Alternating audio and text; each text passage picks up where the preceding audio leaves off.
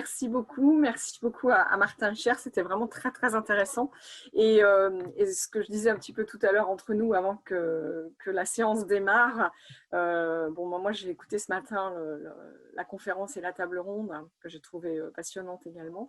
Et donc ma présentation n'a pas du tout ce niveau intellectuel-là, puisque c'est vraiment une présentation de ce qu'on fait nous chez GMBA en tant qu'entreprise pour valoriser et pour écouter et satisfaire les besoins de donc, ce qu'on appelle la richesse humaine, donc tous nos collaborateurs et y compris les associés. On oublie parfois dans les entreprises, on parle que des salariés, on oublie les dirigeants qui sont quand même également très importants. Voilà. Du coup, donc GMBA en 2 minutes est un cabinet d'expertise comptable, fiscale, sociale, d'audit et de conseil. Et je me permets de le dire puisque Héloïse a parlé de cabinets d'expertise comptable et c'est vrai que maintenant les cabinets sont tous en train de changer radicalement et c'est très important aussi sur la façon dont on travaille avec et pour les salariés et les associés dans les cabinets. Voilà. Donc, juste quelques chiffres. Donc, on est une entreprise qui existe depuis 89. On a intégré une entreprise plus ancienne, c'est pour ça que vous voyez plus de 50 ans. Mais en réalité, ça fait 30 ans donc, que GMBA existe en tant que tel. 18 associés, 170 collaborateurs. Alors, tous les collaborateurs ne sont pas dans la même structure parce qu'on a 5 structures. Je ne vais pas vous détailler tout ça, bien évidemment, mais c'est juste pour expliquer que par rapport à ce qu'a dit Martin Richer, on n'a pas donc les obligations des entreprises de plus de 50 salariés, mais malgré tout, on a toujours décidé, et même à l'époque où personnellement je suis rentrée dans le cabinet, on était 18, et déjà à cette époque, on essayait de mettre en place ce qui était bien prévu pour les entreprises plus importantes, même s'il y a beaucoup moins d'obligations, évidemment, quand on est les plus petites entreprises. Donc, voilà, moi j'en parlerai après dans la suite. On répond à un certain nombre d'obligations qui ne sont pas faites pour nous. Donc, nos secteurs d'activité, pour voilà, juste donner un détail, on travaille donc beaucoup avec des entreprises du domaine, alors entreprise, donc qui veut bien dire ou bien société commerciale ou association, fondation, etc. Des domaines agriculture et économie sociale et solidaire, aussi beaucoup de start-up, des PME, et puis on a beaucoup également de filiales de sociétés étrangères. Alors, on ne travaille pas avec des grands groupes et des sociétés cotées. Alors, on avait démarré notre démarche donc en 2008. On l'a démarré de façon très amateur. Et je pense que maintenant, ce n'est plus le cas. Je pense qu'une entreprise qui se lance dans une démarche prend immédiatement, enfin je l'espère en tout cas, les outils disponibles comme ceux que met à notre disposition l'agence Lucie. Mais nous, ça avait été fait pas du tout comme ça et c'est pour ça qu'on a mis quand même 4 ans avant de se faire labelliser parce que c'est au bout d'un certain temps qu'on s'est dit que ce serait bien de formaliser notre démarche et la labellisation a été très très utile. Alors pas seulement pour la partie richesse humaine, hein, de façon générale, pour avancer, améliorer, prendre des engagements, suivre nos engagements et en reprendre de nouveaux. Les audits Lucie ont toujours été très très utiles et donc voilà, bon, je me permets de le dire, effectivement ça fait maintenant assez longtemps qu'on est labellisé, mais ça nous semble complètement indispensable, même si ça fait longtemps, de poursuivre cette démarche de cette façon-là. Il est évident qu'on ferait beaucoup moins de choses si on n'avait pas l'épée de Damoclès que représente tous les 18 mois la venue des auditeurs chez nous, même avec toute la bonne volonté du monde. Alors, pour entrer un peu dans le détail, on a une organisation de travail qu'on a mise en place depuis toujours, mais qu'on affine avec le temps, qui est un management qu'on appelait pendant longtemps 2.0, donc un management transversal, participatif. Le but étant de travailler en mode projet. Quand on dit mode projet chez nous, ça veut dire que c'est le mode projet du client. Donc, un client arrive et on voit avec lui quelle est l'équipe qui va le mieux répondre à ses besoins. Alors, évidemment qu'il y a aussi des considérations de temps en temps logistiques.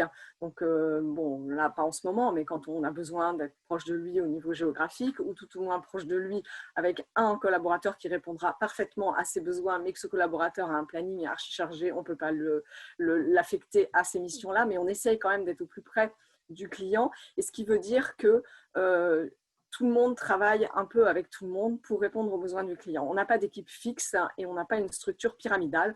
on a une structure à plat. Et ça, c'est quelque chose qui est vraiment plébiscité par les salariés qui passent chez nous quand ils vont ensuite dans d'autres structures, que ce soit des cabinets ou des entreprises, où en fonction de là d'où ils viennent, ils trouvent toujours ça très intéressant. C'est beaucoup plus formateur. Et puis, quand il y a quelque chose qui ne fonctionne pas avec quelqu'un, ça fonctionnera toujours avec quelqu'un d'autre. Donc c'est vraiment un gros plus qu'on a chez GMBA mis en place. Et il faut reconnaître que maintenant qu'on est 170, c'est de plus en plus compliqué malgré tout à appliquer, et on essaye malgré tout de garder ça. C'est compliqué surtout pour les managers plus, et donc les associés du cabinet. L'avantage de ce management à plat, très transversal, c'est transversal sur nos sites, transversal sur les services qu'on offre, etc. C'est qu'on essaye aussi de ne pas trop spécialiser tous nos collaborateurs. C'est pareil, ça devient de plus en plus difficile, et qu'ils gardent une capacité d'adaptation et une employabilité s'ils nous quittent. Évidemment, de temps en temps, ils nous quittent, même s'ils sont contents chez nous. Donc l'intérêt, c'est de ne pas non plus trop les spécialiser, sauf pour certains domaines où, au contraire, le collaborateur souhaite devenir un grand spécialiste de quelque chose de très précis, que ce soit en termes de secteur d'activité, par exemple, je pense au monde culturel, ou que ce soit en termes de services, par exemple, la consolidation, enfin, dans des domaines très spécifiques au niveau technique. L'avantage de ce management, c'est une grande responsabilisation des collaborateurs, puisque tout le monde est en direct, presque tout le monde, pas tout le monde, mais presque tout le monde est en direct avec un client. Et alors que dans beaucoup de cabinets, les gens ne voient jamais les clients, c'est juste les managers au top, top management qui voient les clients. Et donc, en contrepartie, cela demande une grande autonomie, donne une grande autonomie, et cela demande une capacité d'autonomie importante également chez les personnes. Et ça aussi, c'est très formateur. Enfin, en parallèle, on a mis en place énormément de choses pour écouter. Donc, on a des boîtes à idées dans tous les sens. On a des boîtes à idées numériques, des boîtes à idées papier. On a un journal interne. On fait des enquêtes de satisfaction collaborateur tous les ans. Ces enquêtes, ensuite, elles sont diffusées, c'est-à-dire que tout le monde a accès aux résultats. Et parfois, ce n'est pas forcément toujours agréable, hein, les résultats. Il y a toujours des petits points sur lesquels on aimerait mieux que les choses se passent mieux. Tout ça génère énormément d'échanges. On fait des échanges tous les mois parce qu'on a des réunions mensuelles tous les mois. Et on fait aussi des échanges informels, formels, de différentes manières pour pouvoir écouter ce que souhaitent les collaborateurs, ce que souhaitent les associés, essayer de mettre tout ça en phase. Donc, une grande communication interne dans le cabinet. On est très attaché au recrutement et à l'accueil de nos nouveaux collaborateurs. Donc, à chaque nouveau qui arrive, vous avez un parrain ou une marraine et qui est en charge de cette personne pendant une année à peu près. Donc, qui l'accueille bien évidemment le jour où il arrive, qui déjeune avec lui, qui lui présente l'équipe, qui lui présente les lieux, mais ensuite qui doit l'aider dans toute sa découverte et du cabinet et des processus, etc. Et au début, ce parrainage ne durait pas très longtemps, puis on s'est rendu compte qu'en fait, il fallait bien une année pour qu'une personne se sente parfaitement intégrée et n'ait plus besoin, alors après ça dépend évidemment des personnes, n'ait plus besoin de son parrain-marraine en permanence. Et donc, on a mis en place en parallèle un processus. Alors, d'abord, le recrutement qui est très cadré, avec un guide du recrutement. On a 2 personnes qui font du recrutement, qui sont chargées du recrutement chez nous, du recrutement immédiat. Ensuite, évidemment, les candidats sont vus par les autres personnes avec lesquelles ils doivent travailler. Mais on a un process de recrutement comme ça qui est sur lequel on insiste, j'en parle juste après, mais sur la non-discrimination, sur l'origine des gens, sur la capacité aussi pour nous à accueillir des profils qui soient différents. Et donc, un process très établi. On a aussi un process d'intégration qui est très arrêté.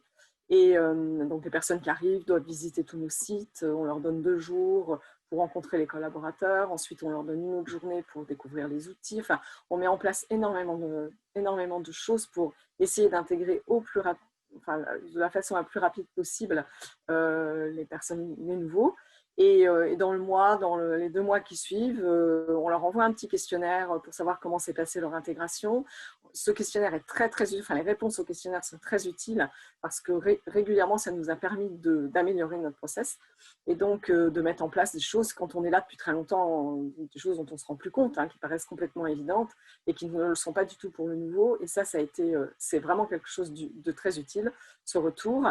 Et puis un petit QCM qui nous permet de valider qu'ils ont à peu près compris nos procédures ou pas, ce qui nous permet de revenir vers eux et donc de réenclencher quelque chose qui permettra d'améliorer la poursuite de leur intégration. Et puis bon, le jour même, ça c'est plus anecdotique, on leur remet un petit cabas et c'est un peu un symbole dans lequel il y a leur ordinateur, etc. Mais il y a aussi la famille zéro déchet, il y a aussi tout un tas de goodies divers. Alors on essaye d'éviter les goodies inutiles et on est tout à fait, alors moi j'en parle pas du tout là parce que c'était pas l'objet de la présentation, mais évidemment on fait très attention aussi à l'environnement et donc on évite tout ce qui est oui, goodies inutiles. Voilà. La diversité et donc je disais juste avant que dans le guide du recrutement, nous parlions beaucoup de la diversité. Donc la diversité, c'est un de nos sujets de prédilection, si je puis dire. On a signé la charte de la diversité en 2019 seulement, ça veut dire qu'on aurait pu la signer avant. Mais c'est vrai que dans le processus de recrutement, les 2 salariés qui s'en occupent ont été particulièrement sensibilisés à ça et on essaye vraiment de faire très attention à notre diversité. Alors bon, on n'a pas de chiffres puisqu'on n'a pas le droit d'avoir des chiffres, mais en France, hein, donc voilà. On a quand même établi, il y a quelques années, on avait établi toutes les langues parlées dans le cabinet, on arrivait à 14 ou 15 langues, bon, ça nous donnait un peu une idée de notre diversité et puis on travaille vraiment beaucoup là-dessus, donc c'est un axe important parce qu'on considère que d'abord c'est important pour les personnes bien sûr, mais comme ça a été dit, alors je ne sais plus si c'est Martin, oui c'est Martin qui l'a dit tout à l'heure, c'est aussi très important parce que ça amène une richesse humaine dans le cabinet, des gens qui ont vécu d'autres expériences, qui ont d'autres vies et qui apportent aussi tout ça avec eux, tout leur passé avec eux. Voilà. Alors avec la diversité, évidemment, on fait aussi attention à faire coexister toutes les croyances diverses, toutes les philosophies diverses, et puis l'égalité homme-femme, bien sûr. Le développement et gestion des compétences, donc c'est tout ce qui est formation. Donc quand on parle de formation dans le cabinet, alors nous on double, on triple même l'année dernière notre effort de formation par rapport aux obligations légales. Alors en même temps c'est un peu facile, vous pourriez dire, parce que dans les cabinets de toute façon on est obligé de faire beaucoup de formation. Vous imaginez en ce moment en période Covid avec des décrets et des lois qui changent, je n'exagère pas, tous les jours. C'est vraiment, la formation en interne est très très très lourde et formation ça veut dire aussi documentation, ça veut dire réunion, ça veut dire toute une organisation aussi à mettre en place derrière, puisqu'on fait des formations externes, c'est vrai, mais on fait beaucoup de formations internes et donc beaucoup plus adaptées immédiatement aux besoins des personnes qui travaillent. Et puis le but aussi, c'est de développer leur employabilité. On sait qu'on est dans un métier où il y a un risque, et d'ailleurs qui commence, hein, puisque tous nos outils de production sont dématérialisés et donc il y a un certain nombre de personnes qui risquent de perdre leur travail, ou tout au moins qui vont voir leur travail complètement modifié dans les 5-10 ans à venir. Enfin, ça fait au moins 10 ans qu'on le dit, et c'est maintenant, on est vraiment en train de le vivre. Et donc, il faut absolument que les personnes puissent être en mesure de travailler, que ce soit chez nous ou que ce soit ailleurs, et donc acquièrent de nouvelles méthodes de travail, de nouvelles connaissances des applications qui existent, enfin, soit toujours reste agile et adaptable à toutes les situations. Voilà, donc là, on a mis quelques chiffres, mais on n'en a pas mis vraiment beaucoup. Je regrette d'ailleurs de ne pas en avoir mis sur l'égalité salariale. Bon, mais, ouais. Je ne pensais pas que Martin Fischer allait parler de beaucoup de ça, parce que ça aurait été assez intéressant que je mette les chiffres du cabinet aussi sur ça. Donc, voilà, vous avez les taux là, de formation par collaborateur, et ça reprend ce que disait Martin Fischer, c'est-à-dire qu'effectivement, on a une certaine population de collaborateurs qu'il est beaucoup plus difficile de former que d'autres. Et de façon naturelle, tous ceux, donc les 99% collaborateurs métiers, oui, tous ceux qui sont collaborateurs métiers, par définition, ils sont formés tout le temps, parce qu'ils en ont besoin, on en a besoin, etc. C'est beaucoup plus compliqué sur des fonctions dites support, par exemple les personnes qui sont dans l'administratif, parce que c'est des personnes qui demandent beaucoup moins de formation. Donc il faut être nous-mêmes en proactivité pour leur dire que ce serait bien aussi de suivre des formations. Donc on essaye aussi sur des formations en langue, par exemple, de pousser un peu tout le monde en disant que ça va être indispensable dans quelques années. C'est déjà compliqué, les gens ne parlent pas du tout anglais, mais ça va être de pire en pire, donc il faut s'y mettre.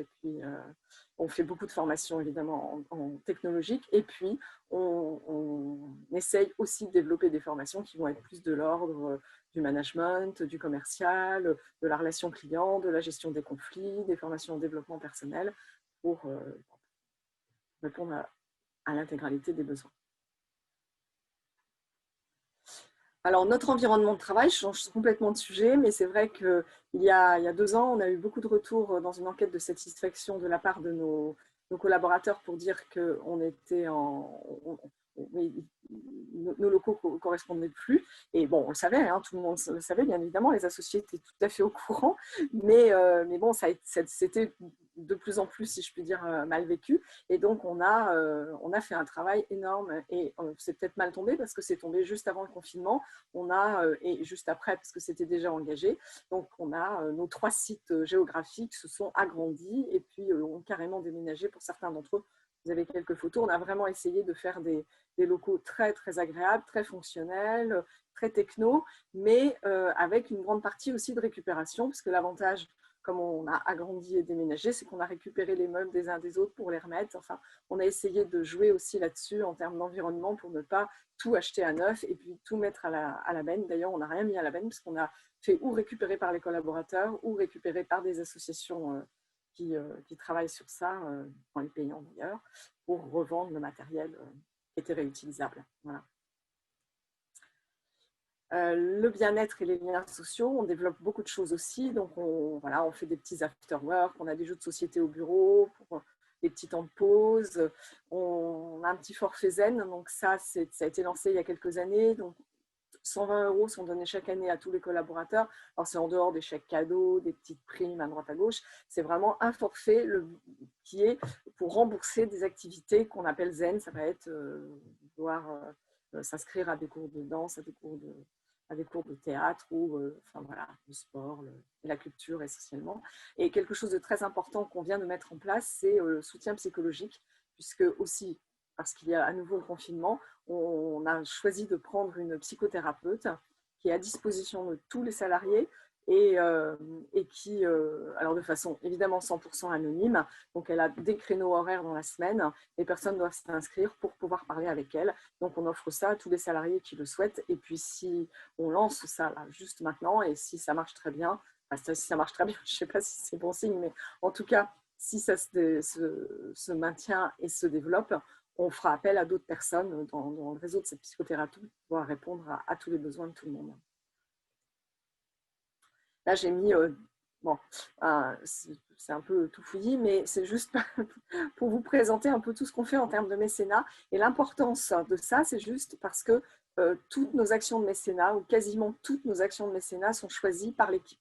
Donc, on fait des votes. Alors, on les a fait de différentes façons. Ça peut être au cours d'un séminaire, ça peut être des votes électroniques. On a aussi un comité consultatif avec quelques salariés qui sont volontaires, qui pilotent les projets, qui se les présentent les uns aux autres, qui les présentent aux associés, et puis tout le monde vote.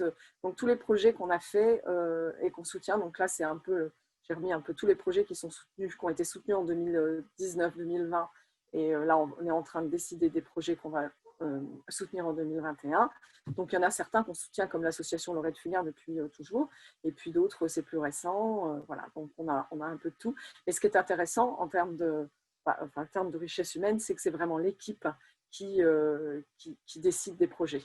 On a créé un fonds de dotation en 2017, GMBA Mécénat. Donc, le fonds de dotation, c'est lui qui finance, mais les projets sont décidés par l'ensemble de l'équipe de toutes les structures. Et ce soir, donc, on a un vernissage, puisqu'on fait des vernissages. On faisait des vernissages physiques, ça fait 12 ans qu'on fait des vernissages. Ça fonctionne très, très bien et ça permet aussi à l'équipe de se retrouver. Et dans un de nos lieux, on a des tableaux, des possibilités d'exposer des tableaux. Et ce soir, on fait un vernissage virtuel à 18h et je le mettrai dans le chat. Je vous mettrai l'adresse et si vous souhaitez participer, c'est avec grand plaisir. On a déjà fait un vernissage virtuel et ça avait très bien fonctionné. J'ai listé ici un petit peu tout ce qu'on a mis en place pour la crise sanitaire, qui était quand même spécifique, qu'on remet en place de toute façon, avec le télétravail généralisé, bien évidemment. C'est-à-dire que nous, on est une entreprise où, sincèrement, 100% de nos collaborateurs peuvent travailler en télétravail, puisque tout est digitalisé.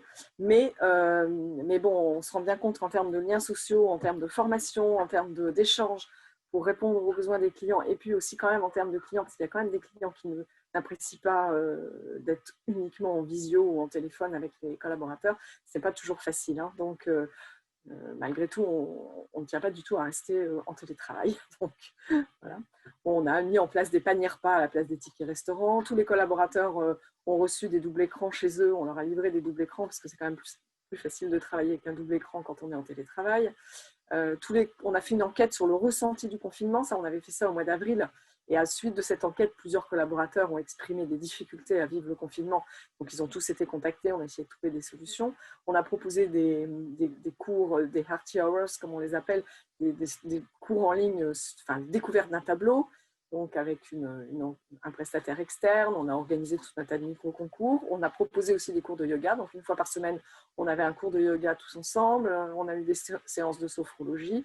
Voilà, enfin, tout le monde a eu la prime Macron et en plus une prime de 100 € par mois pour l'indemnité digne de télétravail pendant la période du premier confinement, ce qui a été fort apprécié. C'est un petit peu le résultat qui est ici de tout ce qu'on a fait. Donc, je vais un peu vite parce que je vois qu'on a atteint l'heure. Hein. Mais on a donc peut-être ce qui est sûr, c'est que notre richesse humaine nous amène beaucoup d'attractivité. Donc, en termes de recrutement, on est plutôt favorisé par rapport à d'autres cabinets. On est globalement très fiers de tout ce qu'on fait dans le cabinet. On a mis, depuis le démarrage de notre démarche, donc en 2008, une prime égalitaire, c'est-à-dire qu'avant, on avait un intéressement avant 2008. Donc, l'intéressement, il était en fonction du salaire de la personne. Donc, plus vous étiez payé, plus vous aviez une prime élevée. Et, voilà. Et donc, on a décidé en 2008 que ce n'était pas très logique quand même. Et donc, maintenant, on a une prime égalitaire. Depuis cette époque-là, ça n'a jamais été remis en cause. Hein, donc, c'est quand même assez intéressant. Les régimes de RTT sont très personnalisés, c'est-à-dire qu'on a tous les régimes. On a beaucoup de temps partiel. Comme l'a dit Martin Richer à juste titre, on a beaucoup de femmes en temps partiel, on a très peu d'hommes en temps partiel. C'est-à-dire qu'on a 70% de notre effectif féminin est en temps partiel. Mais bon, là, on pourrait dire que c'est du temps partiel choisi. Cela dit, c'est 100% choisi, bien évidemment. Cela dit, il faut se poser les questions en amont, ce que nous faisons régulièrement. Pourquoi c'est quasiment uniquement les femmes qui demandent du temps partiel. Et là, c'est un problème de société qui est beaucoup plus large et sur lequel on essaye de travailler, mais ce n'est pas seulement à notre échelle qu'on peut faire grand-chose. Et puis, alors donc l'égalité salariale, je n'ai pas donné de chiffres, mais je vous ai mis en bas nos petites images de rapport intégré, parce que depuis 4 ans, on fait un vrai rapport intégré qui a une diffusion vraiment strictement interne, parce qu'on est 100% transparent dans ce rapport, et surtout l'année dernière, où on donne effectivement tous les niveaux de salaire en fonction des postes des personnes, et avec des explications sur pourquoi, dans certains cas, il y a des femmes qui sont moins bien payées que des hommes, oui, mais parce que c'est des postes aussi où il n'y a que des femmes, il y a parfois un problème de qualification. Bon, comme je vous dis, c'est un problème beaucoup plus général, un problème de société, et ça nous a permis enfin ça, même en termes de management, ça nous a été très utile de voir quelles étaient les différences de salaire et comment elles pouvaient s'expliquer. Et en fait, on est très en dessous de tout ce qui existe en France au niveau des différences de salaire quand on exclut ce qui ne relève pas, je dirais, directement de notre volonté, c'est-à-dire qu'effectivement, les femmes sont moins bien formées, sont moins qualifiées, enfin, etc. etc. Voilà. Au global, hein, bien évidemment, puisqu'il y a des exceptions dans tous les sens. Et dans ce rapport, on met donc tous nos chiffres, et aussi tous nos chiffres de RSE, sur l'environnement. Enfin, il n'y a pas que les chiffres, pas que les données sociales, mais il y a aussi toutes les données sociales. Voilà, je vous remercie. Je vois que l'heure a bien avancé. Merci beaucoup, je suis à votre disposition. Si on a encore le temps pour quelques questions, je ne sais pas, je laisse Héloïse décider. Merci beaucoup, Yveline, c'était super intéressant et très concret. Est-ce que vous avez des questions? Vous pouvez les poser directement dans le chat ou prendre la parole. N'hésitez pas, c'est le moment, on a encore 5 minutes. Si vous avez des remarques ou des questions à poser à Martin ou à Yveline, c'est le moment. Après, de toute façon, on va échanger pendant l'atelier. Donc, apparemment, il n'y a pas eu de remarques particulières, à part que c'était super bien comme exemple et que c'était très concret. Donc, bravo Yveline pour cette présentation. Merci.